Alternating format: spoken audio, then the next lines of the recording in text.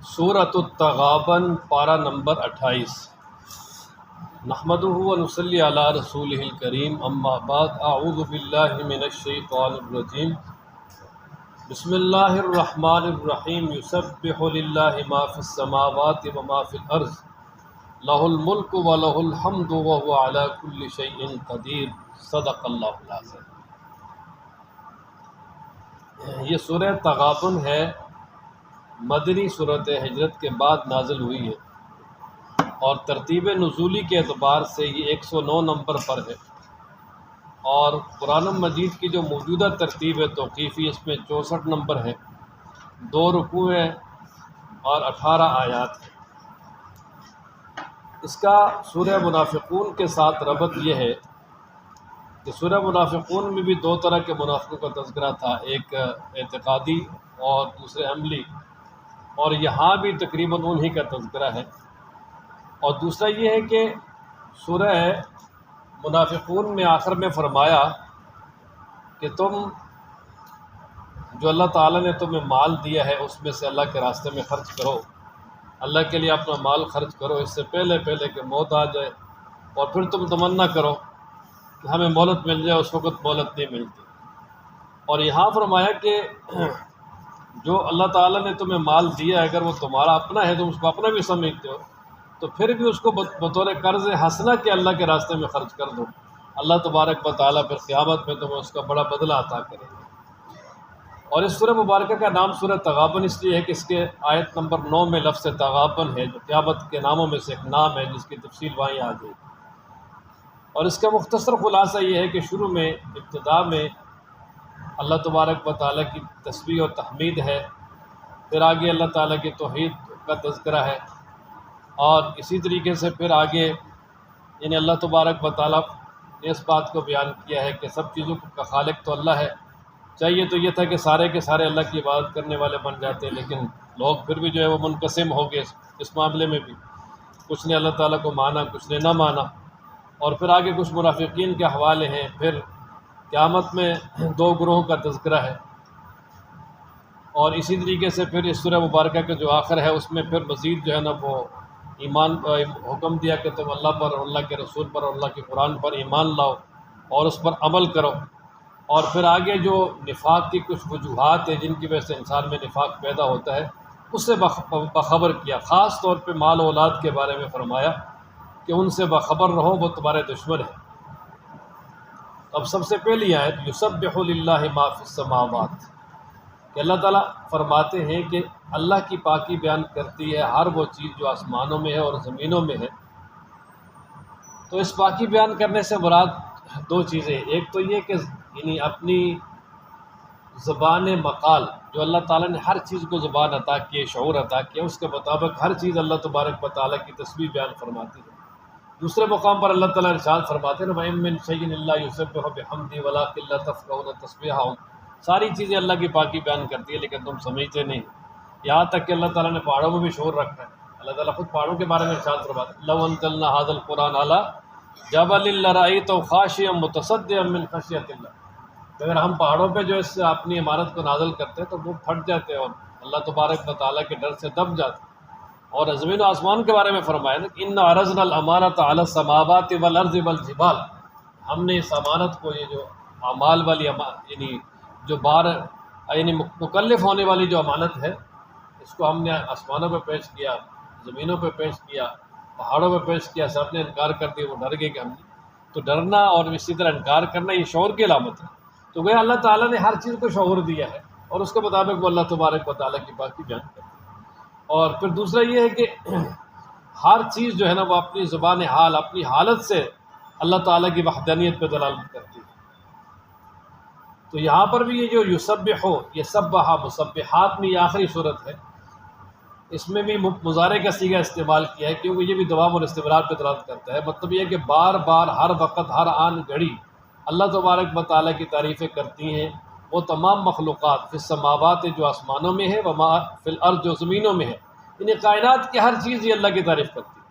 لہ الملک، اسی کے لیے ہے بادشاہی، کہ حقیقی بادشاہی رب ذوالجلال کی ہے، وَلَهُ الْحَمْدُ، اور اسی کے لیے تعریف، کہ ساری تعریفیں اسی کے لیے۔ اور حمد سے مراد ایک یہ ہے کہ تعریف، کہ دنیا میں اگر کسی بھی چیز کی تعریف کی جاتی ہے تو حقیقت میں اللہ تعالیٰ کی ہے۔ وجہ یہ ہے کہ سب چیز کو پیدا تو اللہ تعالیٰ نے کیا ہے۔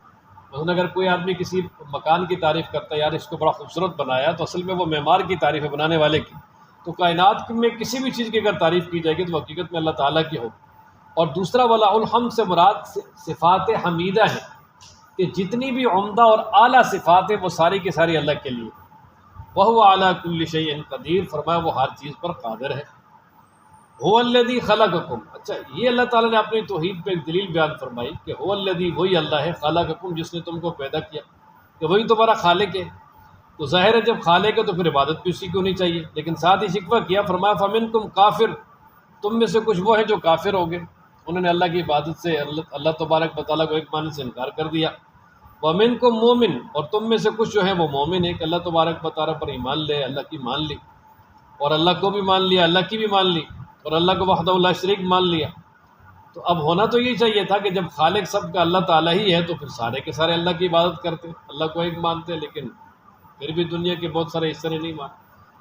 واللہ بما تعملون بصیر، اور اللہ تعالیٰ جو تم کرتے ہو اس کو دیکھ رہا ہے۔ یہ اس میں اللہ تعالیٰ کے علم کو بیان کر دے گا، جس طرح خالق وہ ہے وہی ہے، اسی طرح علیم بھی وہی ہے، کائنات کے ہر ذرے ذرے کا علم بھی اسی کے پاس ہے۔ خلق السماوات والارض بالحق، آگے مزید اللہ تبارک و تعالیٰ نے اپنے قدرت کاملہ پہ دلیل بیان فرمائی کہ اللہ فرماتے ہیں خلق السماوات، اللہ ہی نے پیدا کیا آسمانوں کو، والارض زمینوں کو، بالحق، کے حق کے ساتھ، یعنی با مقصد پیدا کیے، ان کو بے مقصد نہیں بنایا۔ کائنات کی ساری چیزیں اللہ نے انسان کے لیے بنائی، انسان کو اللہ تعالیٰ نے اپنی عبادت کے لیے بنایا۔ اللہ تبارک و تعالیٰ ارشاد فرماتے ہیں ان فی خلق السماوات والارض، کہ زمین و آسمان کے پیدا کرنے میں، واختلاف اللیل والنہار، دن رات کی تبدیلی آنے جانے میں، لآیات لأولی الالباب، عقل والوں کے لیے نشانی ہے، اللہ کی قدرت کی نشانی ہے۔ اللہ اکبر۔ الذین یذکرون اللہ قیاما وقعودا وعلی جنوبہم، وہ عقل والے جو اللہ تبارک و تعالیٰ ہی کو یاد کرتے ہیں کھڑے بیٹھے لیٹے۔ وَيَتَفَكَّرُونَ فِي خَلْقِ السَّمَاوَاتِ وَالْأَرْضِ رَبَّنَا مَا خَلَقْتَ هَذَا بَاطِلًا، جو زمین و آسمان کی تخلیق میں غور و فکر کر کے نتیجہ یہ نکالتے ہیں اور کہتے ہیں کہ یا اللہ اس کو آپ نے بے فائدہ نہیں بنایا، یہ بامقصد بنایا ہے، اس کا مقصد ہے اس کائنات کا، اور مقصد یہی ہے کہ انسان اس کائنات میں رہے اور اللہ تعالیٰ کی عبادت کرے۔ اور یہ کائنات اللہ تبارک و تعالیٰ نے اپنی ہستی کا مظہر بنایا ہے، یعنی اللہ تبارک و تعالیٰ کے جو کارنامے ہیں، اللہ کی قدرتیں ہیں، ان کے اظہار کا جو ذریعہ ہے وہ یہی ہے، یعنی زمین و آسمان ہے، ان کی تخلیق ہے۔ اور پھر فرمایا وَصَوَّرَكُمْ، اور تمہارا نقشہ بنایا، تمہاری صورتیں شکلیں بنائیں، فَأَحْسَنَ صُوَرَكُمْ، بس اچھی بنائی تمہاری شکلیں، کہ اللہ تبارک و تعالیٰ نے پھر زمین و آسمان کو بھی پیدا کیا اور پھر تمہیں بھی پیدا کیا، اور تمہاری شکلیں بنائی، صورتیں بنائی، اور سب سے اچھی صورتیں بنائی۔ احسانہ، یہ اس میں تفضیل ہے،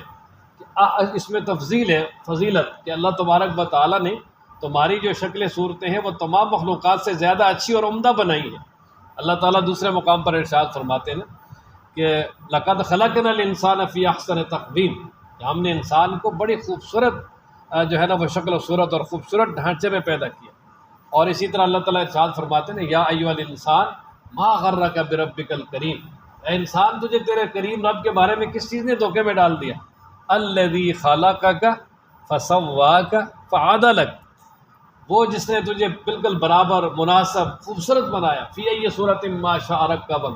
جس صورت کو تیرے لیے پسند کیا اس میں تجھے جوڑ دیا، تو بہترین صورت ہے۔ اور اسی طرح سورہ ال عمران میں فرماتے ہیں هو الذی یصورکم فی الارحام کیف یشاء، کہ اللہ تعالیٰ وہ ذات ہے جو ماں کے پیٹ میں، ماں کے رحم میں تمہاری شکلیں بناتا ہے جس طرح چاہتا ہے۔ یصورکم فی الارحام، کہ یہ انسان کا جو ڈھانچہ ہے، شکل ہے، یہ ساری ماں کے پیٹ میں 3 پردوں میں، فی ظلمات ثلاث، دوسرے مقام پر 3 پردوں میں اللہ تبارک و تعالیٰ جو ہے نا یہ اپنی بہترین کاریگری کے ساتھ انسان کی شکل بناتا ہے اور انسان کو سب سے خوبصورت اور اعلیٰ بنایا۔ تو یہاں بھی فرمایا نا وَصَوَّرَكُمْ، اور اس نے تمہارا نقشہ بنایا، فَأَحْسَنَ صُوَرَكُمْ، اور بہت ہی اچھی بنائی تمہاری صورتیں، وَإِلَيْهِ الْمَصِيرُ، اور فرمایا یہ بھی یاد رکھنا کہ اسی کی طرف تم سب نے لوٹ کے جانا ہے، کل قیامت والے دن اس کے سامنے پیش ہونا ہے، اور پھر اس نے دنیا میں جو کچھ تمہیں حکم دیا اگر وہ تم نے نہیں کیا، یا جو کچھ تم نے کیا تو اس کے بارے میں باز پرس ہوگی، مکمل طور پہ چھان بین ہوگی، اس وقت کا خیال رکھنا۔ اور پھر ساتھ ہی بتا دیا کہ تم یہ سمجھتے ہو کہ بھئی دنیا میں کتنے ہی انسان آئے اور چلے گئے اور اس کا ریکارڈ کون رکھے گا؟ تو فرمایا وہ اللہ تعالیٰ رکھے گا۔ کیوں؟ یعلم ما فی السماوات والارض، وہ جانتا ہے اس کو بھی جو کچھ آسمانوں میں ہے، والارض و زمینوں میں ہے، وَيَعْلَمُ، اور جانتا ہے، ما تُسِرُّونَ، وہ جس کو تم چھپاتے ہو، وَمَا تُعْلِنُونَ، اور وہ جس کو تم ظاہر کرتے ہو۔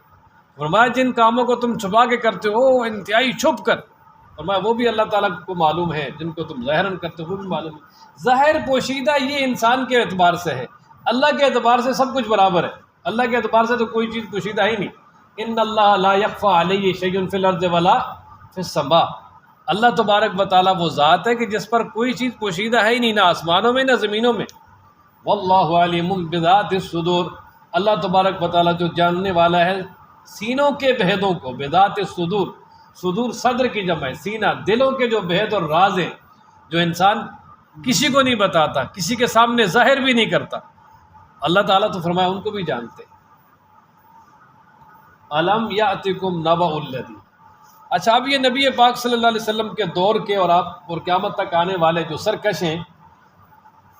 ان کو متنبع کرنے کے لیے اللہ تبارک و تعالیٰ نے پہلی قوموں کے مختصر حالات بیان فرمائے۔ اللہ تبارک و تعالیٰ فرماتے ہیں جی الم یاتکم، کیا نہیں آئی تمہارے پاس، نبأ الذین، خبر ان لوگوں کی، کفروا، جنہوں نے کفر کیا، من قبل، اس سے پہلے۔ اللہ فرماتے ہیں کیا وہ جو پہلے جن لوگوں نے تم سے پہلے کفر کیا، اللہ کا انکار کیا، ان کی خبر اور ان کی بات تمہارے پاس نہیں آئی؟ یعنی لازماً آئی ہے، کیونکہ قرآن مجید میں اللہ تبارک و تعالیٰ نے ہر قوم کے جو ہے وہ حالات بیان کیے ہیں۔ اس میں نوح علیہ السلام کی قوم ہے جس نے انکار کیا، اللہ نے ان کو پانی میں ڈبو دیا۔ حضرت ہود علیہ السلام کی قوم ہے قوم عاد، ان کو آندھی کے ذریعے ہلاک کیا۔ حضرت صالح علیہ السلام کی قوم ہے قوم ثمود، ان پہ زلزلہ اور چیخ نازل کی۔ حضرت شعیب علیہ السلام کی قوم پہ بھی زلزلہ اور چیخ نازل کی۔ لوط علیہ السلام کی قوم پر آسمان سے پتھروں کی بارش ہوئی، اور اسی طریقے سے فرعون، اس کو جو ہے نا وہ اس کی قوم سمیت پانی میں ڈبو دیا، غرق کر دیا۔ تو فرمایا کہ ان قوموں کے حالات تمہارے پاس نہیں آئے، یعنی آئے ہیں لازماً، اور جب آئے ہیں تو پھر کیا ہوا، فذاقوا، پس انہوں نے چکھا، وبال امرہم، اپنے کام کا وبال، یعنی جو کچھ دنیا میں انہوں نے کیا اس کا وبال انہوں نے چکھا، یعنی اس کا عذاب ان کو دنیا میں مل گیا۔ تو دنیا میں جب عذاب مل گیا تو فرمایا اسی پر ان کی خلاصی اور چھٹکارا نہیں ہوگا، بلکہ وَلَهُمْ، ان کے لیے عذاب علیم، انتہائی دردناک عذاب ہے، اور وہ آخرت کا عذاب ہے جو کہ ہمیشہ ہمیشہ کا ہے۔ اللہ تعالیٰ ہم سب کی حفاظت فرمائے۔ اچھا یہ دنیا کا عذاب، اور اسی طریقے سے پھر جو آخرت کا عذاب ان کو کیوں ہوگا، دنیا کا عذاب کیوں ہوا، پھر آخرت کا عذاب کیوں ہوگا؟ تو فرمایا ذالک، یہ عذاب اس وجہ سے ہے کہ بِأَنَّهُ كَانَتْ تَأْتِيهِمْ، کہ بے شک ان کے پاس آئے رسولہم، ان کے رسول، کہ بے شک ان کے پاس آئے ان کے رسول، بالبینات، واضح نشانیاں لے کر، یعنی اللہ تبارک و تعالیٰ کی طرف سے رسولوں کو بڑے واضح معجزات ملے۔ حضرت سیدنا صالح علیہ السلام کو اللہ تعالیٰ نے اونٹنی دی، وہ پہاڑ سے اونٹنی نکلی، اور اس نے جو ہے نا وہ بچہ بھی جنم دیا، اور پھر وہ ان کا دودھ بھی سب کے لیے کافی ہو گیا، لیکن پھر بھی نہ مانا۔ اسی طریقے سے موسیٰ علیہ السلام کو تو بڑے معجزات ملے، ان کے ہاتھ میں جو ہے نا وہ لاٹھی جب اس کو زمین پہ پھینکتے وہ اژدہا بن جاتی، ہاتھ کو بغل میں رکھ کے نکالتے چاند کی طرح چمکنا شروع ہو جاتا۔ تو یہ سارے واضح نشانیاں اور اللہ تعالیٰ کے واضح احکامات ان کے پاس لے کر آئے، تو انہوں نے آگے سے کیا کہا جی، فقالوا، پس وہ لوگ کہنے لگے، ابشر، کیا یہ انسان، یہدوننا، ہمیں راہ سجائیں گے۔ فقالوا، وہ کہنے لگے، ابشر، کیا یہ ایک انسان ہے، یہدوننا، جو کہ ہمیں جو ہے نا وہ راہ دکھائیں گے، ہماری رہنمائی کریں گے۔ یعنی وہ کہنے لگے جی کیا انسان بھی رسول بن کے آتے؟ رسول تو کوئی فرشتہ ہونا چاہیے، حالانکہ اللہ تبارک و تعالیٰ نے جتنے بھی رسول بھیجے وہ سارے کے سارے انسانوں میں سے بھیجے ہیں، اس لیے کہ رسول جو ہوتا ہے وہ آئیڈیل ہوتا ہے، اور آئیڈیل اور نمونہ تبھی بن سکتا ہے انسان دوسرے کے لیے جب کہ نسل ایک ہو، اور یعنی جنس ایک ہو۔ فکفروا، اللہ فرماتے ہیں ان لوگوں نے ان رسولوں کا انکار کیا، وتولوا، اور منہ پھیر لیا۔ اچھا جب رسولوں کا انکار کیا، رسولوں سے انہوں نے منہ پھیر لیا، تو پھر کیا ہوا، واستغنى اللہ، اللہ بھی بے نیاز ہو گیا ان سے، پھر اللہ نے بھی ان سے اپنا رخ پھیر لیا۔ اللہ تبارک و تعالیٰ کو بھی ان کی کوئی ضرورت نہیں، اس لیے کہ تو غنی ہے، اللہ تبارک و تعالیٰ کو ان کی کیا ضرورت ہے کہ وہ مانے یا نہ مانے۔ فرمایا جب انہوں نے رخ پھیرا تو اللہ تبارک و تعالیٰ بھی ان سے بے نیاز ہو گیا، اللہ تعالیٰ نے ان کو چھوڑ دیا، نتیجہ یہ ہوا کہ پھر جو ہے نا وہ تباہ و برباد ہوئے، ہلاک ہوئے۔ واللہ غنی حمید، اس لیے کہ اللہ تعالیٰ بالکل بے نیاز ہے، حمید قابل تعریف ہے، اللہ تعالیٰ بے نیاز ہے، کوئی مسلمان ہو نہ ہو اور اس کی مانے نہ مانے اس کو کوئی بھی نقصان نہیں ہے۔ حمید قابل تعریف ہے کہ اس کی ہر صفات ہی صفت حمیدہ ہے، اعلیٰ صفت ہے، اور اپنی صفات اور ذات کی وجہ سے وہ یعنی تعریف کا مستحق بھی ہے، اور ساری تعریفیں بھی اسی کے لیے ہے۔ زعم الذین کفروا، اب آگے اللہ تبارک و تعالیٰ نے قیامت کا تذکرہ فرمایا کہ مشرکین مکہ اور اسی طرح بہت سارے کفار جو تھے ان کا یہ نظریہ تھا کہ قیامت قائم ہی نہیں ہوگی، دوبارہ کسی کو زندہ نہیں کیا جائے گا، بلکہ وہ تو باقاعدہ کئی مرتبہ پرانی ہڈیاں اٹھا کے لے آتے تھے، کہتے تھے یار جب ہم اس طرح پرانی اور بوسیدہ ہڈی ہو جائیں گے، ہمارے سارے جسم کے جو ہے وٹامنز وغیرہ سب مٹی کے اندر مل جائیں گے، ختم ہو جائیں گے، کچھ بھی نہیں رہے گا، تو اس کے بعد جو ہے نا پھر ہمیں کس طرح زندہ کیا جائے گا؟ اور ساتھ وہ کہتے تھے ہی ہاتھا دور ہے وہ لما توعدون، جس کا تمہارے ساتھ وعدہ کیا گیا، یعنی قیامت قائم ہی نہیں ہوگی، کیونکہ تین بڑے عقیدے ہیں، ایک ہے توحید یعنی اللہ کو ذات و صفات میں ایک ماننا، اور دوسرا ہے رسالت کہ اللہ کے سارے رسول اور نبی سچے ہیں، آخر زمان پیغمبر جناب نبی کریم صلی اللہ علیہ وسلم ہے، اور تیسرا قیامت کا نظریہ ہے کہ مرنے کے بعد دوبارہ اٹھایا جائے گا، احتساب ہوگا، جنت دوزخ سب کچھ ہے۔ تو مشرکین جو ہے نا وہ جس طرح توحید و رسالت کا انکار کرتے تھے، اسی طرح قیامت کا بھی انکار کرتے تھے، وہ کہتے تھے دوبارہ جو ہے نا وہ کب اٹھایا جائے گا، یہ تو ہو ہی نہیں سکتا، یہ بات تو جو ہے نا وہ ذہن میں نہیں آتی۔ تو اللہ تبارک و تعالیٰ نے یہاں اس کا جواب دیا، فرمایا زعم الذین، گمان کیا ہے ان لوگوں نے، کفروا جنہوں نے کفر کیا، کہ لن یبعثوا، کہ ان کو قیامت میں نہیں اٹھایا جائے گا، کہ ان کو دوبارہ نہیں اٹھایا جائے گا، وہ جو گمان کرتے ہیں سمجھتے ہیں۔ قل، کہہ دیجئے، بلا، کیوں نہیں؟ قل، اللہ تعالیٰ اپنے پیغمبر سے فرما رہے ہیں کہ میرے پیغمبر آپ کہہ دیں بلا، کیوں نہیں، وَرَبِّی، اور آپ کہیں کہ میرے رب کی قسم۔ یہ قرآن مجید میں 3 مقامات پر اس طرح قیامت کے بارے میں اللہ تبارک و تعالیٰ نے فرمایا کہ میرے پیغمبر آپ کہیں کیوں نہیں، اور وَرَبِّی، میرے رب کی قسم، 3 مرتبہ اللہ تبارک و تعالیٰ 3 مقامات پر، ان میں سے ایک یہ فرمایا قل، کہہ دیجئے بلا، کیوں نہیں، یعنی مطلب ان کو ضرور اٹھایا جائے گا، وَرَبِّی، اور میرے رب کی قسم، لَتُبْعَثُنَّ، ضرور تم اٹھائے جاؤ گے، لَتُبْعَثُنَّ، یہ گرامر کے اعتبار سے یہ جو سننا آخر میں نون ثقیلہ ڈبل شاد والا، اس کا معنی ہوتا ہے لازمان، ضرور بضرور، اس کو نون تاکید ثقیلہ کہتے ہیں، بڑی گہری تاکید، یعنی اس کو کہتے ہیں زوردار بات، کہ ثم لَتُبْعَثُنَّ، تمہیں ضرور اٹھایا جائے گا، ثم لَتُنَبَّئُنَّ، اور پھر تمہیں ضرور بضرور بتایا جائے گا، بما، ان کاموں کے بارے میں، عامل تم، جو تم نے کیے، کہ دنیا میں جو تم نے کیا ہے وہ سب تمہارے سامنے لایا جائے گا، جتایا جائے گا، اور پھر اس میں اشارہ ہے کہ دنیا میں جو تم نے کیا ہے وہ تمہیں وہاں بتایا جائے گا، کیوں بتایا جائے گا؟ کہ پھر اس کا یعنی احتساب دے کر اللہ تبارک و تعالیٰ تمہیں جو ہے نا وہ سزا دیں گے، اور جو اچھے کام کرنے والے ہیں ان کو ان کا اچھے کاموں کی جزا ملے گی۔ وَذَلِكَ عَلَى اللَّهِ يَسِيرٌ، اللہ فرماتے ہیں وَذَلِكَ، یہ کام یعنی دوبارہ اٹھانا اور پورا احتساب، اس کو محفوظ رکھنا، پورے ریکارڈ کو محفوظ رکھنا، اور پھر قیامت والے دن ہر ایک کا ریکارڈ اس کے سامنے پیش کر دینا، یہ اللہ پر بڑا ہی آسان ہے۔ وَذَلِكَ، اور یہ عَلَى اللَّهِ، اللہ پر، يَسِير، بہت ہی آسان، یہ چیز اللہ تعالیٰ پر کہہ دی بہت ہی آسان ہے، کوئی مشکل نہیں۔ اللہ تبارک و تعالیٰ نے سب کا ریکارڈ جمع کیا، وَكُلَّ شَيْءٍ أَحْصَيْنَاهُ كِتَابًا، قرآن میں اللہ تعالیٰ فرماتے ہیں کہ ہم نے ہر چیز کو لکھ کر محفوظ کیا ہوا ہے، اور لکھا ہوا کل قیامت والے دن انسان کے سامنے اللہ تعالیٰ فرماتے ہیں ہم کریں گے، تو انسان دیکھ کر کہے گا ما لهذا الكتاب، کیا ہوا میرے اس اعمال نامے کو، لا یغادر صغیرۃ ولا کبیرۃ الا احصاها، اس نے تو نہ میرے چھوٹے گناہ چھوڑے نہ بڑے چھوڑے، سب کے سب محفوظ کر لیے، اور اس کے سامنے سب کچھ پورا ریکارڈ آ جائے گا، اور اپنا ریکارڈ دیکھ کر وہ انسان حیران ہوگا، حیران ہو جائے گا، اور چھپنا چاہے گا لیکن وہ چھپ نہیں سکے گا۔ اللہ تعالیٰ ہم سب کو قرآن پڑھنے، سمجھنے، عمل کرنے کی توفیق عطا فرمائے۔